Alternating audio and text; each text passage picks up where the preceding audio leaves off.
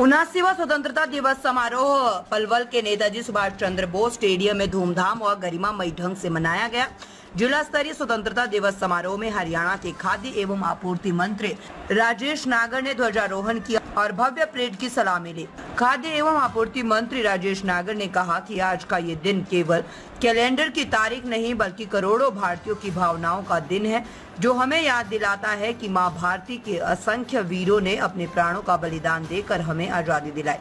उन्होंने स्वतंत्रता दिवस की हार्दिक शुभकामनाएं देते हुए कहा कि देश की सीमाओं पर विपरीत परिस्थितियों में भी तिरंगे की शान को बरकरार रखे हुए हैं, जिनकी बदौलत आज हम खुली हवा में सांस ले रहे हैं। उन्होंने कहा कि आज पूरा भारत तिरंगामय है, हर गली हर घर तिरंगे के रंग में रंगा है और हर कोने में देशभक्ति की गूंज है। तिरंगा हमारे इतिहास, संघर्ष और सपनों का जीवंत प्रतीक है। आज हम उन ज्ञात अज्ञात शहीदों को भी श्रद्धांजलि अर्पित करते हैं, जिन्होंने आजादी से पहले और बाद में भारत की एकता और अखंडता की रक्षा के लिए अपने प्राण न्यौछावर कर दिए। उन्होंने कहा कि जब जब दुश्मन ने भारत की अस्मिता पर चोट पहुंचाने का प्रयास किया है, तब तब हमारे देश के जवानों ने दुश्मनों को करारा जवाब देने का काम किया है। हाल ही में पूरी दुनिया ने देखा कि किस प्रकार 22 अप्रैल 2025 को पहलगाम में आतंकवादियों ने निर्दोष लोगों को मौत के घाट उतार दिया और हमारी बहनों के सिंदूर को उजाड़ दिया। लेकिन ये केवल नागरिकों पर एक आतंकी हमला नहीं था, बल्कि भारत की आत्मा पर किया गया एक दुस्साहसपूर्ण प्रहार था। देश के यशस्वी प्रधानमंत्री नरेंद्र मोदी जी ने इस घटना के तुरंत बाद स्पष्ट शब्दों में कहा था कि भारत आतंकवाद के प्रति शून्य सहिष्णुता की नीति पर चलेगा और इस हमले के पीछे जो भी है उन्हें उनकी कल्पना से भी अधिक कठोर सजा देगा। उन्होंने कहा है कि आज मुझे ये कहते हुए बड़ा गर्व अनुभव हो रहा है कि हमारे यशस्वी प्रधानमंत्री के नेतृत्व में 7 मई की रात को हमारे बहादुर सुरक्षा बलों ने ऑपरेशन सिंदूर को अंजाम दिया। एक सटीक और साहसिक अभियान था, जिसमें हमारी सेना ने पाकिस्तान के सरजमीं पर जाकर आतंकवाद के 9 ठिकानों को ध्वस्त कर दिया। ये कार्रवाई उन शक्तियों के लिए स्पष्ट संदेश थी जो आतंकवाद को प्रायोजित और पोषित करती है। भारत की ओर से उन्हें उनकी ही जमीन पर करारा जवाब दिया गया। इसके पश्चात एक और निर्णायक कार्रवाई की गई और ऑपरेशन महादेव चलाकर हमारे सुरक्षा बलों ने पहलगाम हमले में शामिल आतंकवादियों को समाप्त करने का काम किया। ये केवल प्रतिशोध नहीं था, ये आतंकवाद के खिलाफ हमारा संदेश है कि भारत अब चुप नहीं बैठेगा और आतंक के खिलाफ सख्त से सख्त कार्रवाई अमल में लाई जाएगी। उन्होंने कहा है कि हमारी सरकार ने शहीदों के परिवारों के सम्मान और भलाई को हमेशा पहली प्राथमिकता दी है। जो जवान देश की रक्षा करते हुए शहीद हुए, उनके एक आश्रित को अनुकंपा के आधार पर सरकारी नौकरी दे रही है। अक्टूबर 2014 से जून 2025 तक 410 शहीदों के आश्रितों को नौकरियां दी गई। हरियाणा सरकार ने हाल ही में अपने बजट भाषण में चरखी दादरी, हिसार और यमुनानगर में सेना की भर्ती की तैयारी के लिए सशस्त्र बल तैयारी संस्थान खोलने का निर्णय लिया है। साथ ही रेवाड़ी में एक सैनिक संग्रहालय बनाने का भी सरकार का प्रस्ताव है। हरियाणा की धरती केवल खेतीबाड़ी में ही नहीं बल्कि वीरता में भी अग्रणी है। इतिहास के पन्ने गवाह है कि 10 मई 1857 को अंबाला से स्वतंत्रता आंदोलन की चिंगारी उठी थी। उसने पूरे देश में आजादी की अलख जगा दी। उस चिंगारी ने गुलामी की नींव तक हिला दी थी और भारतवासियों के दिलों में आजादी का सपना हिलोरे लेने लगा। ये केवल संघर्ष की शुरुआत नहीं थी बल्कि ये संदेश था कि अब अन्याय व गुलामी की जंजीरों को तोड़ने का समय आ गया है। उस पहली चिंगारी की स्मृतियों को संजोने के लिए हरियाणा सरकार अंबाला छावनी में एक भव्य शहीदी स्मारक का निर्माण कर रही है। पिछले 11 वर्षों से देशवासियों ने जो क्रांतिकारी बदलाव और अभूतपूर्व सफलता महसूस की है, वह प्रधानमंत्री नरेंद्र मोदी के साहसिक और दूरदर्शी नेतृत्व का परिणाम है। पीएम किसान सम्मान निधि, उज्ज्वला योजना, आयुष्मान भारत, पीएम आवास योजना, पीएम सूर्य घर योजना और पीएम गरीब कल्याण अन्न जैसी योजनाओं के माध्यम से करोड़ों भारतीयों को सशक्त बनाया गया है।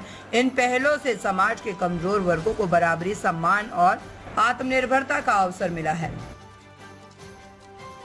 यह केवल संघर्ष की शुरुआत नहीं थी बल्कि ये संदेश था कि अब अन्याय व गुलामी की जंजीरों को तोड़ने का समय आ गया है। उस पहली चिंगारी की स्मृति में को सजाने के लिए हमारी हरियाणा सरकार अंबाला छावनी में एक भव्य शहीद स्मारक का निर्माण कर रही है। भाइयों बहनों, पिछले 11 वर्ष से देशवासियों ने जो क्रांतिकारी बदलाव और अभूतपूर्व सफलताएं महसूस की है और प्रधानमंत्री जी के साहसिक और दूरदर्शी नेतृत्व का परिणाम है। पीएम किसान सम्मान निधि, उज्ज्वला योजना, आयुष्मान भारत, पीएम आवास योजना, पीएम सूर्य घर योजना और पीएम गरीब कल्याण अन्न जैसी योजनाओं के माध्यम से करोड़ों भारतीयों को सशक्त बनाया गया है। इन पहलों से समाज के कमजोर वर्गों को बराबरी, सम्मान और आत्मनिर्भरता का अवसर मिला है। यह हर्ष का विषय है कि माननीय प्रधानमंत्री जी के नेतृत्व में किए गए ऐतिहासिक फैसले देश के नव निर्माण में अहम योगदान दे रहे हैं। भगवान श्री राम लला के मंदिर का निर्माण कर करोड़ों भारतीयों की आस्थाओं को मजबूत करना, 3 तलाक प्रथा को खत्म कर मुस्लिम महिलाओं को न्याय और सम्मान दिलाना और अनुच्छेद 370 का 335 से हटाकर जम्मू कश्मीर की घटना और भारत का हिस्सा बनाने जैसे है जिसने देश को नई दिशा देने वाले कदम है। आज भारत केवल संस्कृति और सैन्य शक्ति में ही नहीं बल्कि आर्थिक शक्ति के रूप में भी दुनिया में अपनी पहचान बना रहा है। आज का यह दिन केवल कैलेंडर की तारीख नहीं बल्कि करोड़ों भारतीयों की भावनाओं का दिन है, जो हमें याद दिलाता है मां भारती के असंख्य वीरों ने अपने प्राणों का बलिदान देकर हमें आजादी दिलाई। मैं इस पावन अवसर पर आप सभी को स्वतंत्रता दिवस की हार्दिक शुभकामनाएं देता हूं और विशेष रूप से उन वीर सैनिकों को प्रणाम करता हूं जो देश की सीमाओं पर विपरीत परिस्थितियों में भी तिरंगे की शान को बरकरार रखे हुए हैं, जिनकी बदौलत आज हम खुली हवा में सांस ले रहे हैं। आज पूरा भारत तिरंगे में है, हर गली हर घर तिरंगे के रंग में रंगा है और हर कोने में देशभक्ति की गूंज है। तिरंगा हमारी इतिहास, संघर्ष और सपनों का जीवित प्रतीक है। आज हम उन अज्ञात शहीदों को अपनी श्रद्धांजलि अर्पित करते हैं जिन्होंने आजादी से पहले और आजादी के बाद भारत की एकता और अखंडता की रक्षा के लिए अपने प्राण बचावर कर दिए। जब जब दुश्मन ने भारत की अस्मिता पर चोट पहुंचाने का प्रयास किया, तब तब हमारे देश के जवानों ने दुश्मन को करारा जवाब देने का काम किया।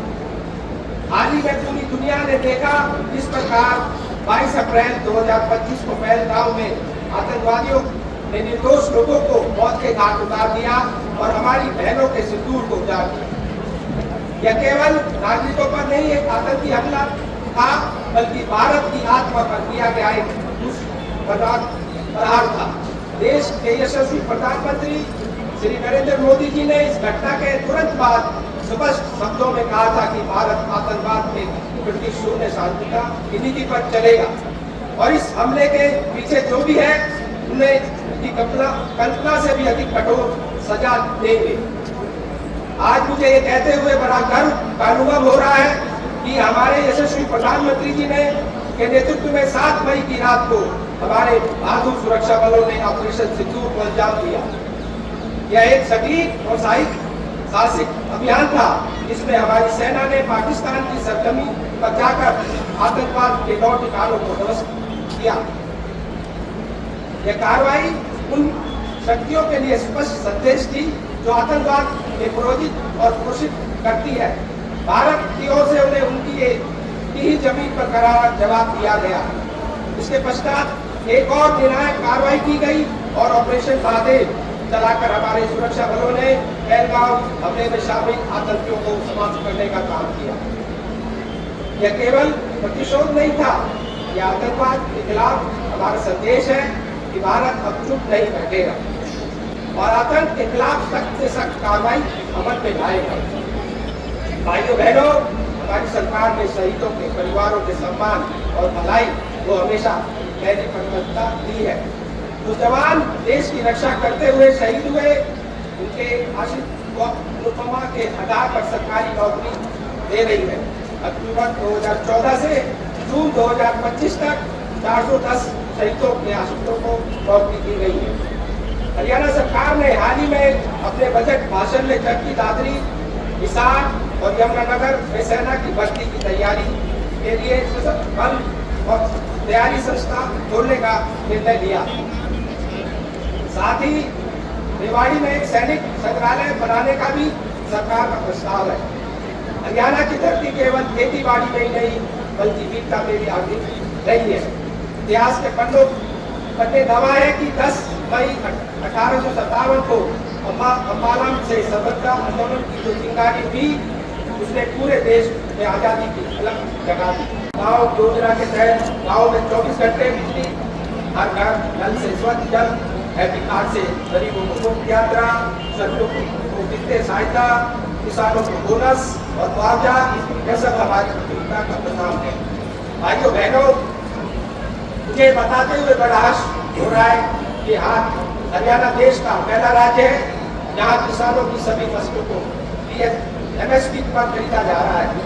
सरकार ने अंग्रेजों के समय से चले आ रहे अनुदाने को समाप्त किया है।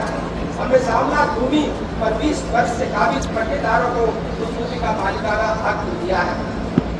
हमने पिछले 10.5 सालों में किसानों को फसल खराबे के मुआवजे के रूप में 15,465 करोड़ रुपए दिए हैं। इसी प्रकार प्रधानमंत्री किसान सम्मान निधि योजना के तहत भी लगभग 7,000 करोड़ रुपए किसानों के खाते में डाले गए हैं। मैं बताना चाहता हूं कि माननीय प्रधानमंत्री श्री नरेंद्र मोदी जी ने महिलाओं को सुरक्षित करने के लिए पानीपत से देशव्यापी बीमा सखी योजना का शुभारंभ किया है। इसी तर्ज पर हरियाणा सरकार ने भी लाडो सखी योजना शुरू की है। हरियाणा में 5 लाख महिलाओं को लखपति दीदी बनाने का लक्ष्य भी रखा गया है। अब तक 2,13,000 महिलाओं को लखपति दीदी बनाया जा चुका है। ड्रोन दीदी योजना के तहत महिलाओं को ड्रोन का परीक्षण दिया जा रहा है। महिलाओं के लिए आजीविका के अवसर बढ़ाने के लिए 1/3 राशन डिपो महिलाओं को देने का प्रावधान किया है। अटल किसान मजदूर कैंटीन व मीठा बिक्री केंद्र का संचालन भी महिलाओं को सौंपा गया है। प्रदेश भर में महिलाओं को संस्कृति केंद्र खोले जा रहे हैं। अब तक 131 केंद्र खोले गए हैं। गरीब महिलाओं को अपनी रसोई चलाने के लिए हर महीने केवल 500 रुपए में गैस सिलेंडर दिया जा रहा है। गाँव के विकास में महिलाओं की भागीदारी सुनिश्चित करने के लिए पंचायती राज संस्थाओं में 50% दिया गया है।